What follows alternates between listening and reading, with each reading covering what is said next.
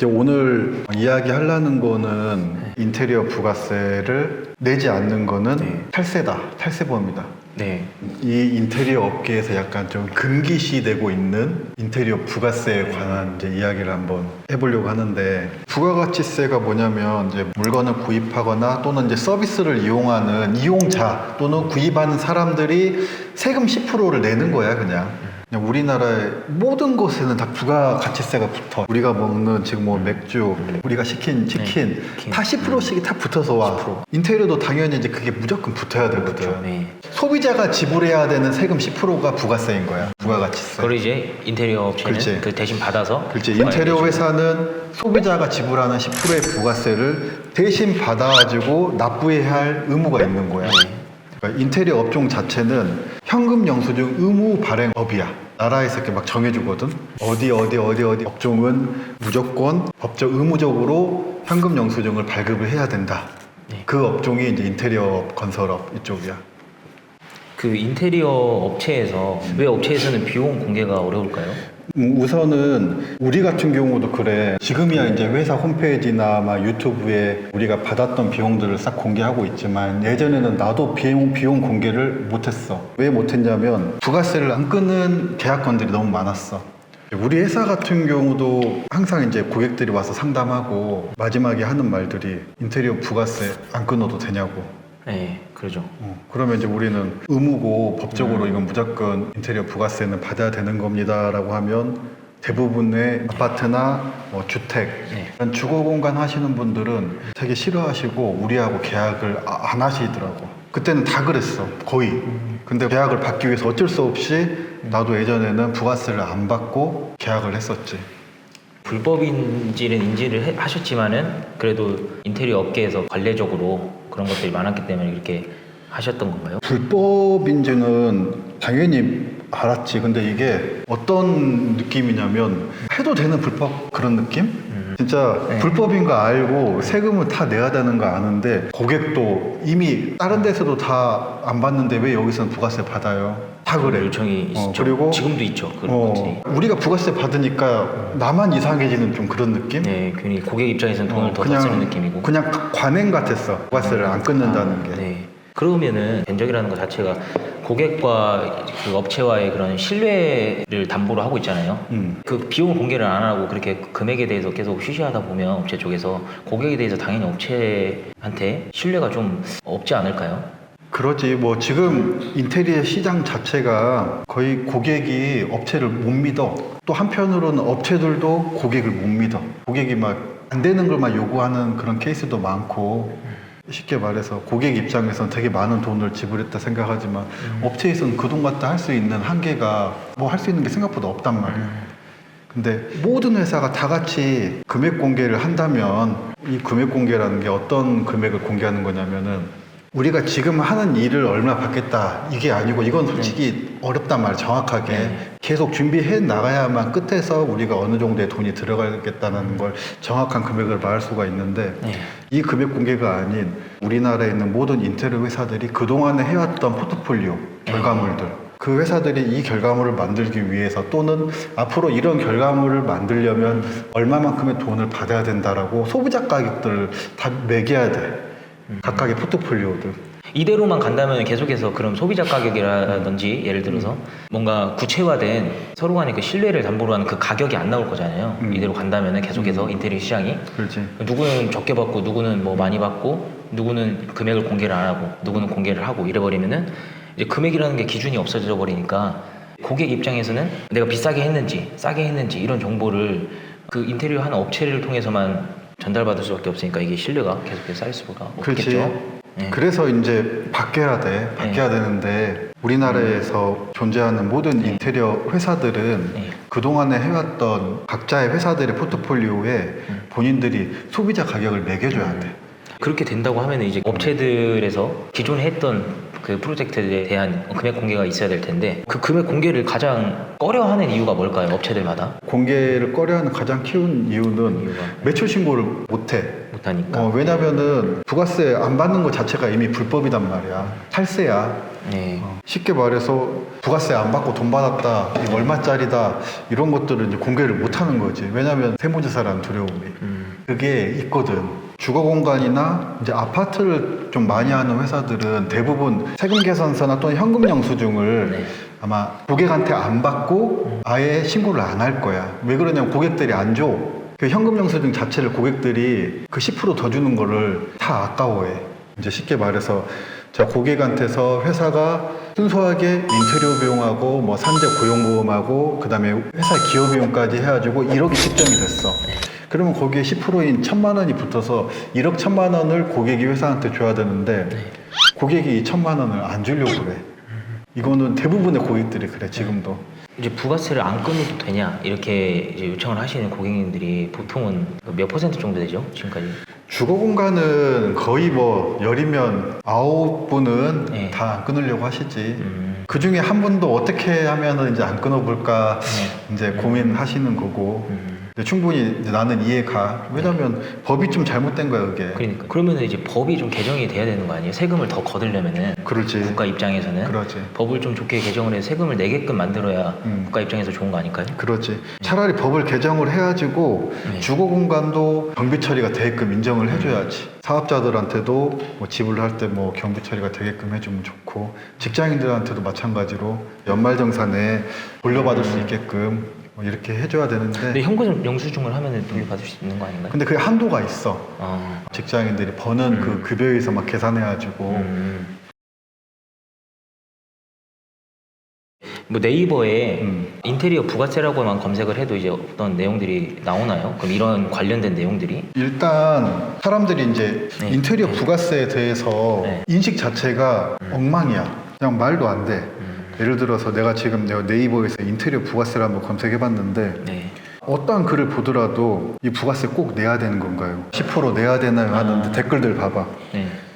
이제 지금 이러한 인테리어 부가세라는 거에 대해서 사람들이 관심 받는데 여기에 대한 그 여론이 이런 식으로 뭔가 좀 이 정도 괜찮아 약간 이런 분위기인가요? 그러니까 이제 댓글들이 그냥 샤시만 카드로 하시고 나머지는 그냥 현금으로 하시면 좋을 것 같습니다 하고 막 샤시만 부가세 끊으란 말 아니야 이게 지금. 나머지는 어차피 양도세라는 게 모든 인테리어가 양도세에서 절세가 되는 게 아니고 샤시하고 설비, 네. 보일러 그런 것들만 된단 말이야. 예를 들어서 뭐 붙박이 가구라던가 그런 뭐 이런 거 안 것들은 돼. 안 되잖아요. 뭐 도배, 그런 장판 것들이 다 안 돼. 굉장히 이제 많은 비중을 차지를 하는데 인테리어를 할 그러니까 때. 그렇게 안 되니까 이제 여기서도 네. 댓글로 그냥 샤시만 현금 영수증 끊으라고. 그 일반적인 인테리어 업체 같은 경우에는 그 가격 공개가 좀 힘든 게 사실이잖아요. 우리 회사 같은 경우에는 가격을 공개를 하고 있잖아요. 그거에 대한 이제 명확하게 그 이유가 있을까요?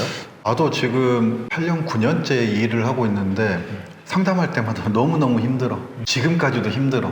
그리고 솔직히 이 세상에서 뭐 자동차, 건물, 뭐 가전제품 가격이 측정이 안 된 것들은 거의 없거든. 네.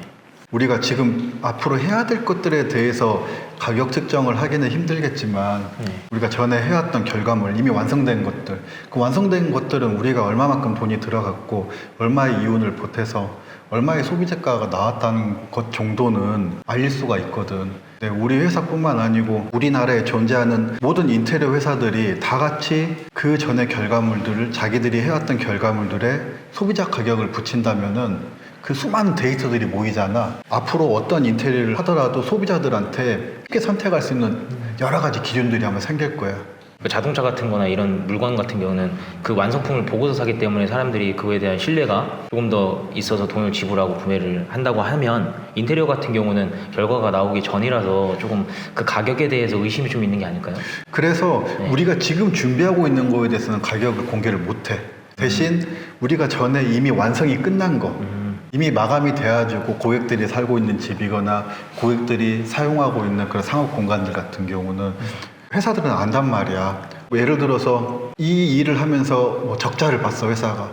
그러면은 적자를 안 보려면 얼마의 돈을 더 붙여서 소비자가라는 거를 붙여놓을 수가 있거든. 본인들이 해왔던 이런 결과물들의 소비자가만 딱딱 적어놔도 고객들이 선택하기가 쉬워진다는 거지. 지금은 이 금액이란 게 네. 기준이 없잖아. 네. 기준이 없으니까 우리나라에 있는 인테리어 업체들이 정확한 소비자가를 적는 게 되게 중요하지. 예를 들어서 목포에 있던 그 치과 병원 하나 있는데 그때 우리가 얼마 받았었지? 1억 1,500인가? 몇 평이었지? 60, 70평 6, 70평인데 결론은 네. 거기를 우리는 적자 보고 했었단 말이야. 기억나지? 네. 남기는 거 없이 해줬는데 우리는 이제 솔직하게 공개한다고 홈페이지에다 그 금액 그대로 올려놨는데 막 소비자들한테 연락이 온 거야. 이 금액으로 해주세요. 그래서 그때 이제 느꼈지. 아, 우리가 실제적으로 들어갔던 돈을 여기다 적는 게 아니고 얼마만큼의 돈을 받아야 된다. 이제 그런 소비자 가격을 우리 회사만 적는 게 아니고 우리나라에 존재하는 인테리어 회사들이 다 이런 식으로 하게 되면 네. 소비자들이 뭔가 좀 선택할 수 있는 것들이 훨씬 쉬워지지 않을까. 그러면 이제 이런 표현이 맞는지 모르겠지만 어디 가서 이제 뭐 예를 들어 국밥 한 그릇을 먹더라도 어딜 가나 가격이 정해져 있잖아요. 그 그렇지. 기준이. 근데 그것처럼 인테리어도 어느 업체에서 하든 뭐 퀄리티에 따라서 가격이 다르겠지만 그 기준을 만들면 소비자들이 선택하기에 있어서 조금. 그래서 저희 회사 같은 경우도 광주에 있지만 광주에 있는 소비자분들만 연락이 오시는 게 오히려 타 지역의 분들이 더 많이 연락이 오시잖아요. 이게 뭐 정확한 이유일지 모르겠지만은 다른 그 지역에 있는 그 인테리어 업체들에 대한 신뢰가 없기 때문이 아닐까 그런 생각을 좀. 맞아. 이제 하는데요. 우리는 그래도 금액 공개를 했고 뭐 언제부터 언제까지 디자인 설계를 했습니다. 총 공사 기간은 언제부터 언제까지 사용된 자재나 뭐 재료들 스펙까지도 다 적어주고 있다 네. 보니까 이제 그런 것들을 보고 좀 이제 신뢰를 느끼신 고객님들이 많이 연락 오시는 거지. 근데 특이하게 우리 찾아오는 고객님들은 인테리어를 좀 한두 번씩 해보셨던 분들이 많으셔. 이제 저희가 부가세 얘기로 다시 돌아오면은 그 부가세 없이 계약을 한다는 말은 그 매출을 숨긴다는 말과 같은 말로 보면 될까요? 그렇지. 일반적으로는 인테리어 업뿐만 아니고 우리나라에 존재하는 모든 회사들, 우리나라에서 돈을 벌려면은 의무야. 세금 신고를 해야 된단 말이야. 근데 번 돈을 숨기는 거야. 그러니까 번 돈을 숨긴다 보니까 세금 신고를 안 하는 거지, 결론은. 이제 할 수가 없는 거죠. 그러지. 네. 왜 할 수가 없는 거냐면은 쉽게 말해서 고객이 내야 될 세금을 인테리어 회사가 받아주고 국세청에다 내야 되는데 네. 고객이 세금을 안 줘. 만약 신고를 하게 된다면은 인테리어 회사에서 고객의 세금을 자기가 번 돈으로 또는 자기가 번 돈에다가 내 돈까지 보태서 세금을 내야 돼. 그래서 이제 모든 업체들이 그 산재 고용보험부터 시작해서 부가세 이런 것들을 다 그 견적서에 추가를 해서 계약을 해야 된다는 말씀이시잖아요. 그런데 뭐 산재 고용보험조차도 뭐 안 드는 회사들 있겠지. 나도 예전에 몇 번 안 들고 했다가 사람 다쳐가지고 얼마 전에 그 컨텐츠 한번 올렸잖아. 네. 그럼 이제 무조건 부가가치세를 신고를 해야 된다는 걸 이제 알겠으니까 만약에 이 의무를 지키지 않았을 때 이제 어떠한 일들이 발생되는지에 대해서 좀 자신이 위법인데 결과적으로는 뭐 아무 일도 발생되지 않는다. 그러면 위법을 할 거잖아요. 누군가는. 일단은 이 네. 부가세 납부의 의무를 지키지 않았을 때 예. 벌어질 수 있는 일들 중에서 가장 무섭고 처참하고 비참한 일은 네. 이제 세무조사를 받는 일이지. 아 세무조사 혹시 받아보셨을까요? 아니면 받아봤지. 앞서 말하셨던 그런 의무에 대해서 지키지 않으셨네요? 그치, 안 네. 지켰지, 못 지켰지. 네. 왜냐면 세운계산서 발행해주면 다 계약을 안 하시는데 어떡해. 우리한테 와가지고 다 상담받고 하고 싶어 하셨는데 계산서 꼭 꺼내야 된다, 현금영수증 꼭 발행해야 된다 하면 다 다른 데로 가셔. 이제 그러다 보니까 어쩔 수 없이 그냥 다 해. 간행같이 막 그러죠. 아무렇지 않게 불법인지 알면서도 너무나 그냥 떳떳하게 찾아오는 소비자도 딴 데는 다 왜 이거 안 받는데 여기는 받으세요. 그러다 보니까 자연스럽게 그게 무서운 것 같아. 지금은 현재는 다 세금을 다 갚으신 거죠? 당연히 이제 지금은 이제 완납 다 하고 떳떳하게 이제 내 이름으로 사업하고 있는 거지. 부가세를 안 내면 어떤 상황이 닥치냐면 세무조사를 받게 되지. 가장 무서운 게 이 세무조사를 받는 순간 그냥 내 이름으로 살아가는 건 끝났다 봐야 돼. 이 인테리어 쪽 세무조사는 받았다 하는 순간 이 세금을 갚아낼 수가 없어. 국세청에 보면은 고액 체납자 명단 그거에 대해서 어디까지 저희가 볼 수 있을까요? 네이버에서 그냥 네. 국세청 고액 체납자라고 검색을 하면 고액 상습 체납자 명단 공개라고 있어. 자, 여기 들어가 보면 체납 기간 1년 이상, 체납 국세 2억 이상, 고액 상습 체납자의 명단을 공개합니다.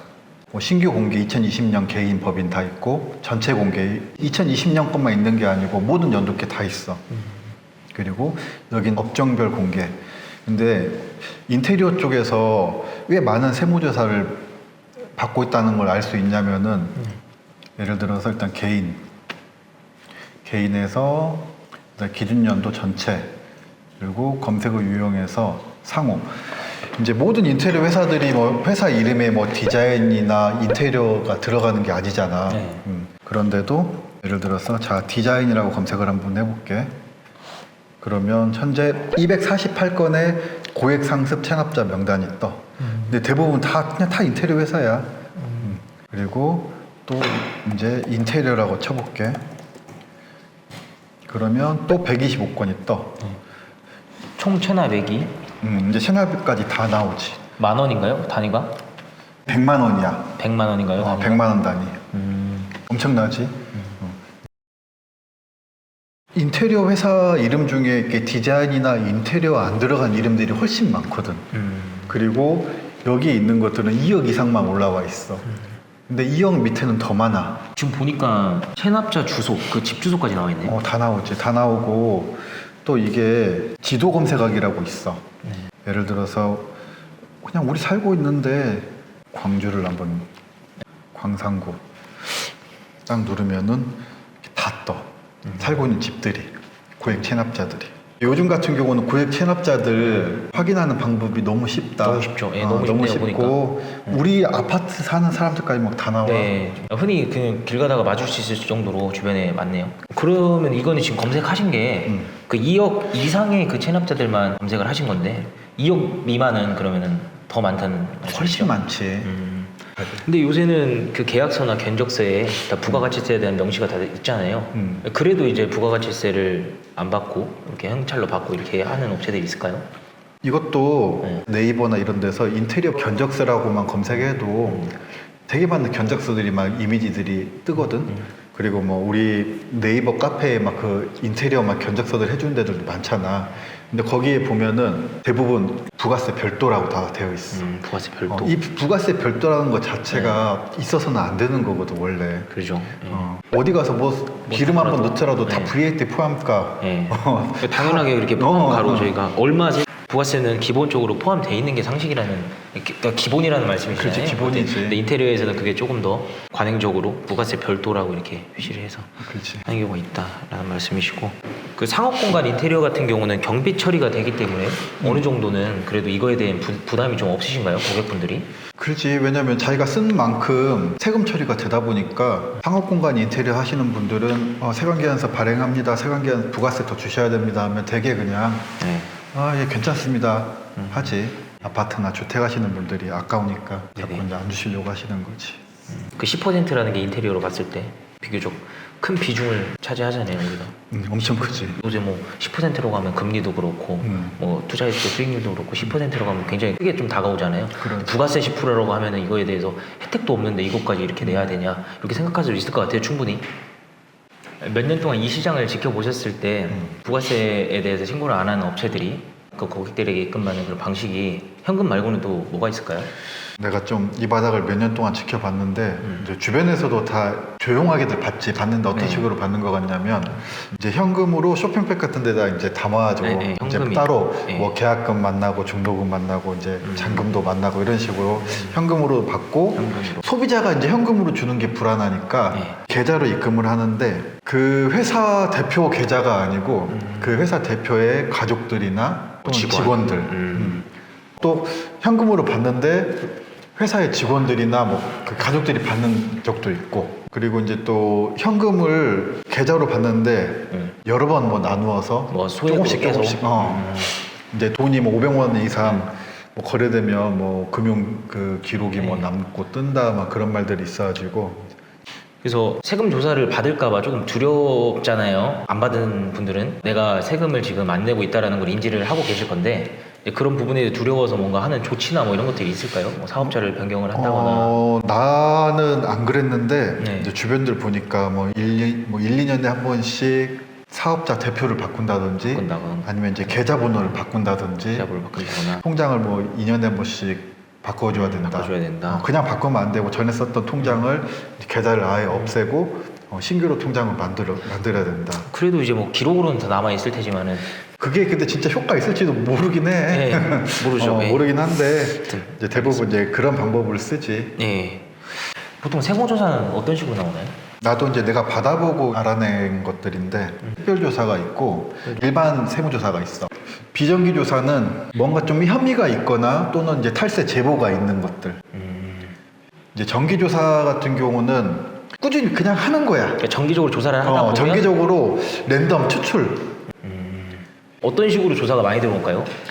나 같은 경우는 일단은 내가 받은 조사는 특별조사였어. 특별조사를 받죠.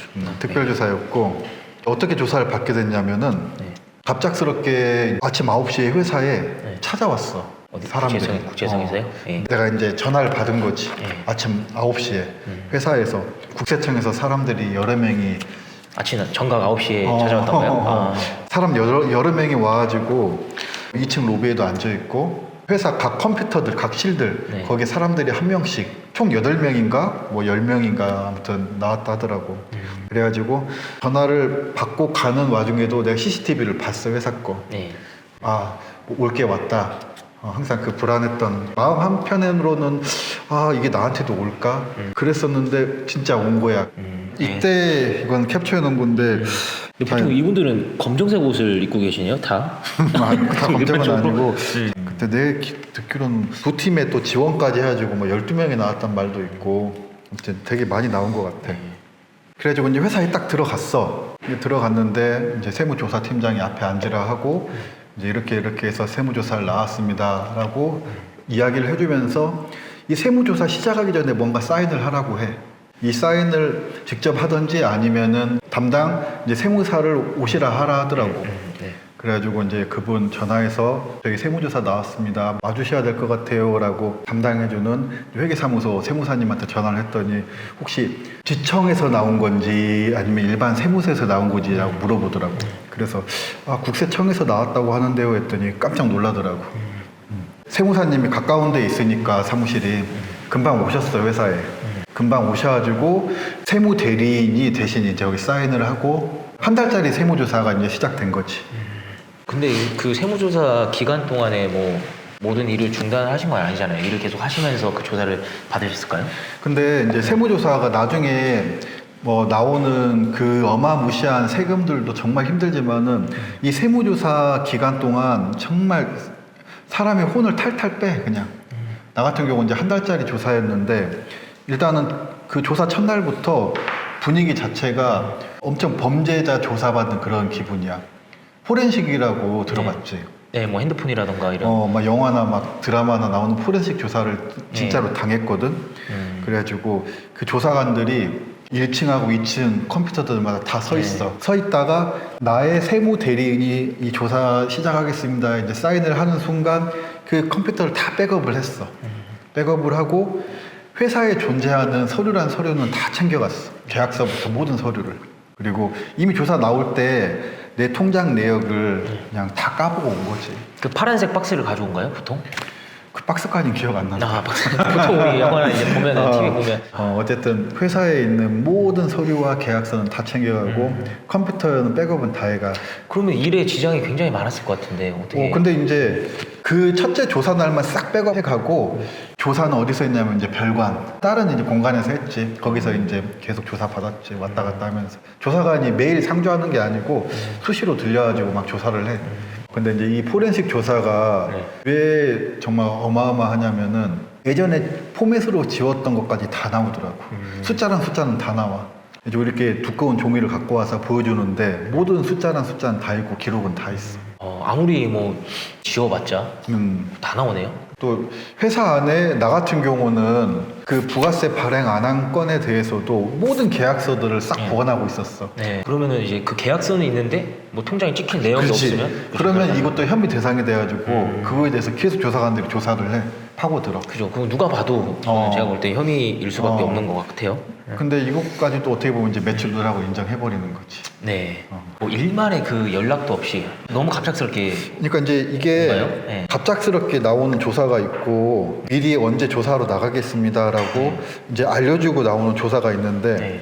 일단 나는 뭐 갑작스럽게 나온 조사뿐이 못 받아봤기 때문에 근데 뭐 언제 나오겠습니다 이렇게 해도 사실 다 준비하고서 나오는 거기 때문에 의미는 없을 것 그렇지. 같아요. 네. 음. 그 인테리어 사업자들이 보통 세무조사가 어떤 식으로 받게 되는지 뭐 과정이라던가 아니면 어떻게 선정이 되는지. 예. 이것도 이제 막 국세청에서 나한테 뭐 이렇게 했다 이렇게 말을 해준 건 아니야. 근데 내가 한 달 동안 세무조사를 받으면서 담당했던 세무조사관하고 이제 어떻게든 많은 이야기를 좀 나누면서 하다가 이제 느꼈던 것들인데 이거는 나한테 말을 해줬어. 이런 방식으로 또 좀 찾아봤다라고 했는데 그 중에 하나가 인테리어 회사의 홈페이지나 이제 블로그에 들어갔는데 포트폴리오는 되게 많은데 세금 신고를 얼마 안 하는 거지.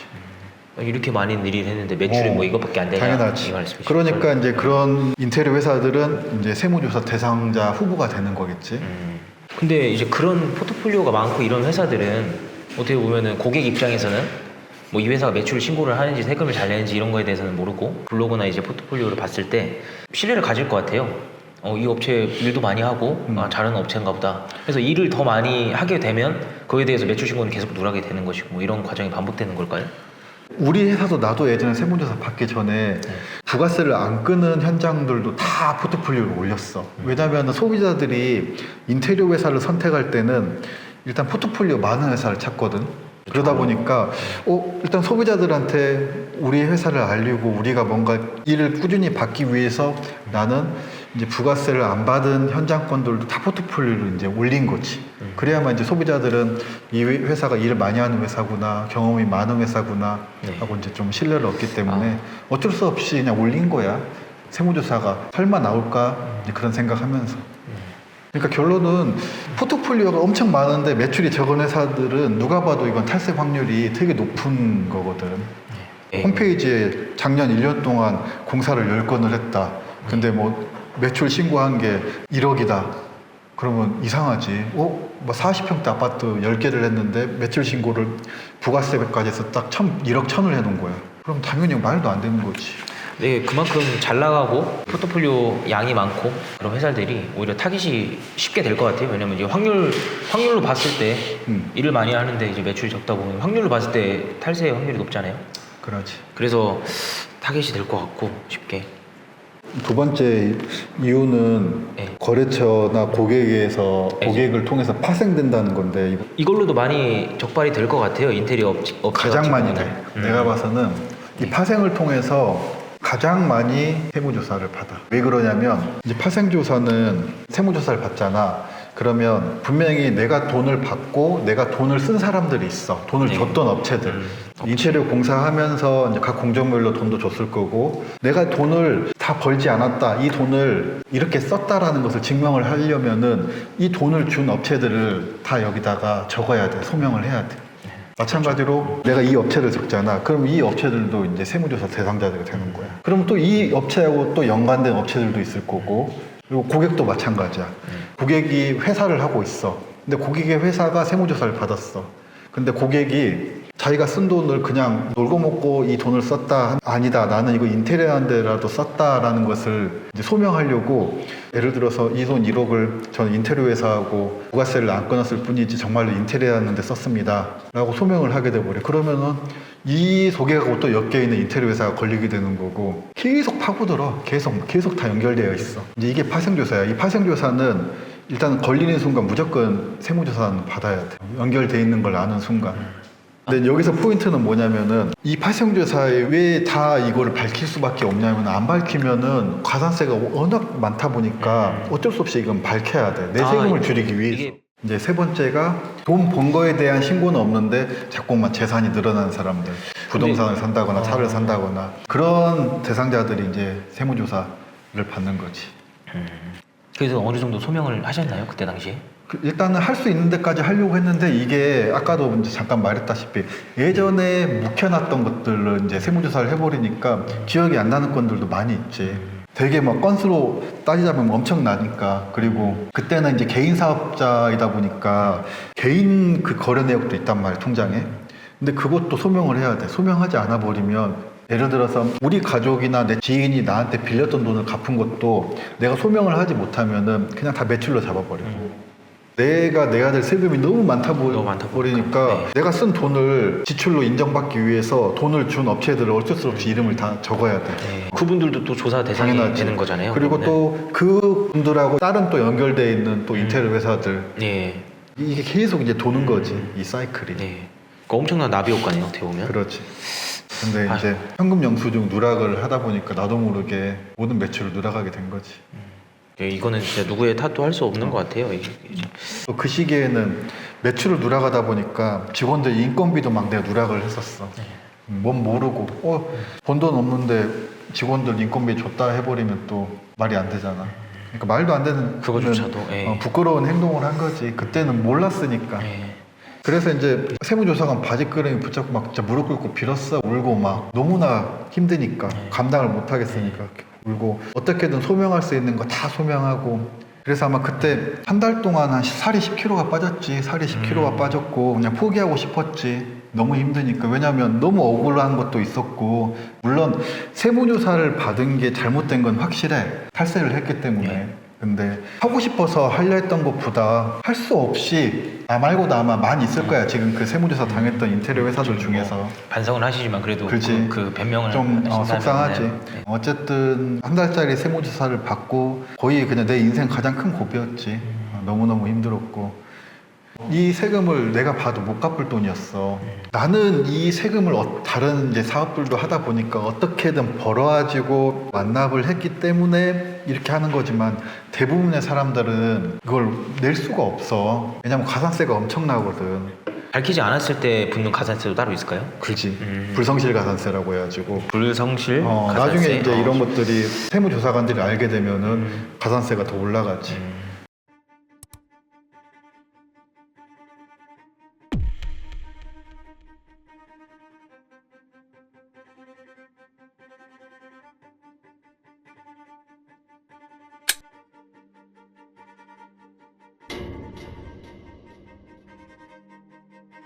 애초에 그 부가세 신고를 성실하게 하면서 세금을 냈더라면 오히려 세금을 더 안 내고 혜택을 받을 수 있었을 텐데. 맞아. 이제 어떻게 보면 나는 대부분의 사람들은 인테리어 회사 막 돈도 많이 벌고 한다 생각하는데 나 같은 경우는 그 시기가 회사에 되게 많은 투자를 하는 시기였어. 나는 이제 여러 가지 좀 다른 사업들도 하다 보니까 딴 데서 벌어가지고 여기다가 돈을 난 투자했었어. 그래서 이제 예전 계약서들 보면은 남는 막 돈들이 막 100만 원, 200만 원 다 그래.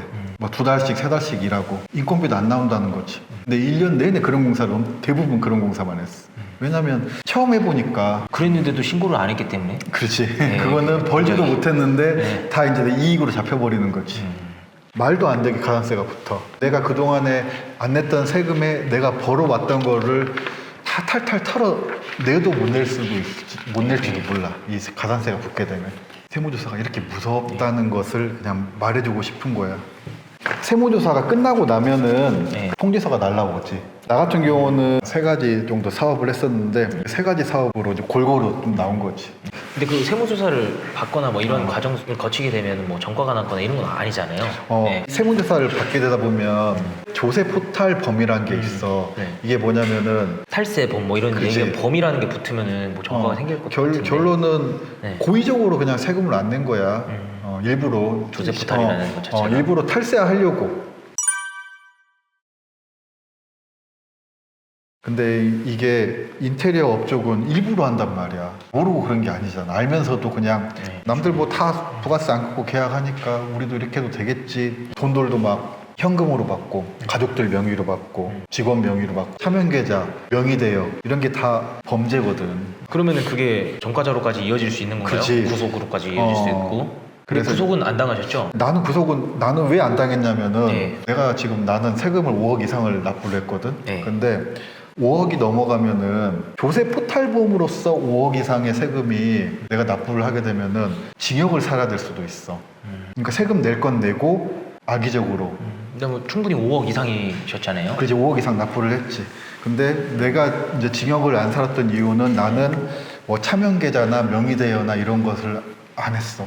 그냥 그냥 되게 단순 무식하게 현금도 따로 받는 게 아니고 그냥 통장으로 다 통장. 받고 그러니까 조사관들도 좀 놀랬던 거지. 뭐 소비도 뭐 돈 세탁이나 뭐 심리에서 그런 것들 하는 거 아니야. 그냥 단순하게 지출을 그치. 하고. 예. 그러니까 원래 특별조사 이렇게 여러 명이 나오는 이유는 이 회사는 눈에 보이는 이 통장에서 오고 간 돈 말고도 분명히 뭐 여러 가지 돈 세탁도 할 거고 다양한 방면으로 탈세를 많이 해서 더 많은 세수를 거두려고 아마 그런 여러 명의 조사관들이 왔을 거야. 근데 나 같은 경우는 조사 첫날 그 조사 팀장님이 오픈한 통장 내역이 있어. 근데 그게 조사 끝날 때까지 똑같은 거야. 쉽게 말해서 여기를 파고들면 더 되게 다양한 여러 가지 것들이 나올 줄 알았는데 안 나온 거지. 나는 정말로 단순 무식하게 그러니까 한마디로 악이나 고의가 없었다는 걸 이제 증명을. 악이나 고의 없이 했기 때문에 조세 포탈범이 이제 되지는 않은 것 같고 네. 내가 다른 사람 이름으로 돈을 받거나 그랬더라면은 문제가 되는데 근데 대부분은 악이나 고의적으로 했던 데들이 많거든. 지금도 그렇게 하는 업체가 있을 것 같아요. 예. 있겠지. 없다고는 할 수 없을 것 같고. 이제 나도 네. 원래는 세금을 못 갚은 상황이었어. 그때 이제 다른 하는 사업들도 힘들었었고 태어나서 그렇게 힘든 경우는 처음이었고 온갖 악재들이 싹 겹쳤어. 여러 가지 사업들도 다 안 되고 인테리어 사업도 맨날 투자만 하고 있었고 그 와중에 일반 세무조사도 아니고 어마무시한 국세청 세무조사를 받고 맨날 빌고 울고불고 난리하고 갚을 방법이 없으니까 그랬는데 갚아야겠다고 이제 생각했던 이유가 이제 우리 애기 딸 보고 내가 신용불량자로 이 세상을 살아가면 되게 슬플 것 같더라고. 그게 가장 컸던 것 같아. 내가 다시 한번 용기 내고 이 세금을 어떻게든 싹 갚아야겠다 마음 먹었던 게 이제 가족들 때문에 그랬던 것 같아. 떳떳한 아빠가 되고 싶어가지고. 네, 그 선택에 대해서는 지금 생각해 보셨을 때는 엄청 지금 나는 만약 내가 그때 세금을 네. 안 갚고 다른 사람으로 이름으로 사업을 하고 있었다라면 나는 인테리어 사업뿐만 아니고 지금 내가 하고 있는 모든 사업에서 나는 밑바닥에 아마 인생을 걸고 있었을 거야. 위로 올라올 수가 없어. 그죠? 세무조사를 안 걸리는 사람들도 많이 있는데 세무조사 안 걸리고 있는 사람들은 혹시 어떻게 살아가고 있을 것 같아? 어떻게 살아가고 있나요?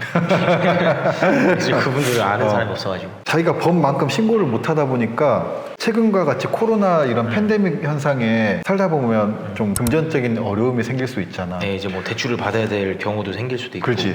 네. 은행을 대출을 받으러 갔는데 은행에 대출을 받으러 가면 소득금액 증명원이라는 게 있어야 돼. 소득의 이익을 증명하는 거야. 그렇죠. 근데 모든 대출은 이 소득금액 증명원이라는 걸 기준으로 대출 한도가 나오고 금리가 정해지거든. 너가 소득을 많이 벌면 안정적으로 많이 벌면 돈 많이 빌려주겠다는 당연하지. 거잖아요. 이율도 이자도 싸게. 네. 근데 매출을 누락하는 사람들은 소득이 높을 수가 없어. 그렇죠. 그러니까 이제 1금융권 가서 안 되니까 이제 비싼 2금융권 또는 3금융권으로 가게 되는 거고 신차를 하나 계약하더라도 1금융권에서 안 나와. 소득이 낮다 보니까. 그러니까 이제 자꾸만 캐피탈 쓰고 그렇게 되는 거지. 하여튼 안 하고 하는 게 더 돈을 더 많이 소득이 생기니까 계속 그 악의 굴레에 빠지게 되는 것 같아요. 그렇지. 그러니까 계속해서. 더 비싸게 돈들 들어가면서 신용이라는 게 계속 안 쌓이는 거지. 그 바닥의 사람들은. 그리고 나도 몰랐었는데 떳떳하게 세금 신고를 다 하면서 안 건데 정부에서 지원해주는 그런 정책 자금이나 이런 되게 좋은 것들이 되게 많아. 근데 이런 것들도 하려면은 그 조건들이 기업의 연수도 중요하지만은 기업의 매출 이런 것들도 다 보거든. 그래서 이제 그런 부분들도 안 좋을 것 같고 매출 누락하는 회사들은 정책들도 되게 중요하군요. 그럼 지지하시는 그 정당이라던가. 인테리어다. 네. 이제 신용불량자가 국세청에서 세무조사를 받고 세금을 안 내고 다른 사람 이름으로 사업을 하면 된다 했잖아. 네. 근데 그게 또 다른 범죄의 시작이야. 다른 사람 이름으로 사업을 한다는 것은 이미 명의대여하고 참여계좌라는 그런 범법의 시작인 거야. 그러니까 새로운 사업을 하더라도 성장할 수가 없어. 그냥 평생 신불자로 살아야 돼.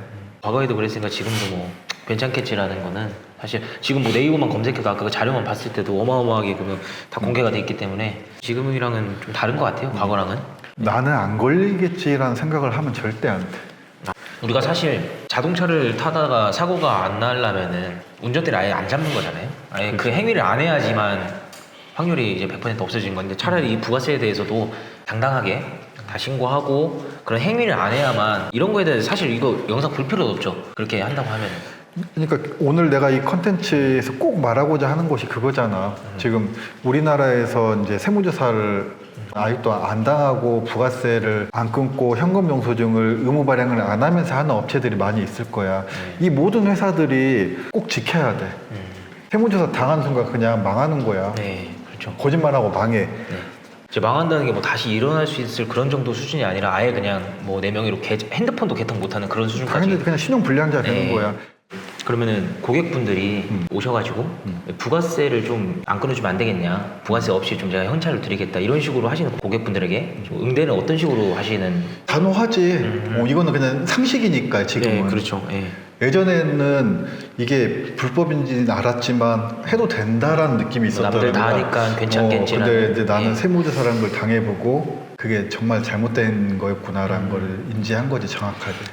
이제 장훈이는 어떻게 보면 이제 직원이자 또 디자이너 입장에서 네. 우리나라 인테리어 시장이 바뀌어야 된다는 건 알고 있잖아. 바뀌는데 정말로 도움이 될 수 있는 한마디를 하고 싶다면 우리나라 인테리어 회사 대표님들한테 하고 싶은 말이 한마디 있다면 아, 월급 많이 주세요 이런 거 말고요? 그런 건 빼고. 그런 거 빼고. 그러니까 예를 들어서 10명 중에 한 명만 나는 괜찮겠지 이렇게 하는 마음이 사실 그게 2명이 되고 3명이 되고 이런 거는 뭐 순식간일 것 같아요. 그래서 모두가 다 이제 경각심을 갖고서 좀 하는 게 좋을 것 같아요. 이제 세금 같은 문제도 마찬가지고요. 고객들에게 이렇게 거짓으로 뭔가 대하는 게 아니라 좀 진실성 있게 솔직하게 투명하게 이렇게 일을 하면 고객들도 인테리어에 대한 인식이 자연스럽게 이제 또 개선이 되고 그에 대해서 업체들도 고객에 대한 그 신뢰감도 줄 수도 있고 서로 좋은 거고 거기서 또 뭐 한두 개 업체가 계속해서 이제 뭐 엇나가다 보면은 또 이 일이 계속 반복될 것 같아요. 어쨌든 간에 기준을 잡는데 뭐 대표님께서 노력을 많이 하시지만은 그게 대표님 혼자서는 좀 힘들 것 같고 모든 업체들이 주변 업체들이 알게 모르게 그 경각심을 갖는 것만으로도 그래도 어느 정도 개선은 될 것 같아요.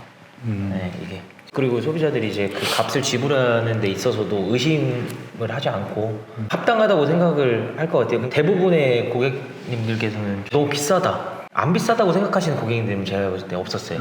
네, 무조건 비싸다고 하는데 그 정도의 차이지. 근데 저희가 어떻게 보면은 다른 물건을 살 때나 하다못해 그 인테리어에 버금가는 차를 살 때도 그에 대해서 막 심하게 막 비싸다 이런 인식은 없는 것 같아요. 그거에 대해서 만족하면서 사지. 물론 인테리어가 다 끝나고 나서는 저희 업체를 찾아가셨던 고객님들은 다 만족을 하셨지만 그 일하기 전에 저희가 계약을 하고 현수금을 받고 이런 과정 속에서는 의심도 있었고 처음에 만족이라는 거는 뭐 찾아볼 수도 없었고 이렇게 다 끝나고 나서야 이제 만족을 하셨지만 애초에 처음부터 아, 이 가격이면은 이 정도 인테리어 합당하다 이렇게 좀 처음부터 만족스러우셨으면 좋겠어요.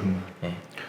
오늘 제가 뭐 최종적으로 이 컨텐츠를 보고 계시는 인테리어 회사 뭐 대표님들 그리고 이제 뭐 인테리어 관련 이제 일 하시는 분들 그리고 이제 소비자분들에게 이제 가장 하고 싶은 이야기는 소비자분들은 이 부가세를 내는 거에 대해서 의무거든요. 이 부가세 안 내려고 하지 않았으면 좋겠고요. 그리고 이제 인테리어 회사들은 이 부가세를 꼭 책임지고 각각의 이제 소비자분들한테 꼭 부가세 받으셔가지고 꼭 신고하셔야 되시고요. 마지막으로 인테리어 시장이 뭐 기준도 없고 뭐 투명하지도 못하고 하지만 저희 인테리어 회사 대표님들하고 소비자들이 같이 한번 이 투명한 인테리어 시장을 좀 만들어 갈 수 있도록 같이 한번 노력해 보면 좋겠습니다.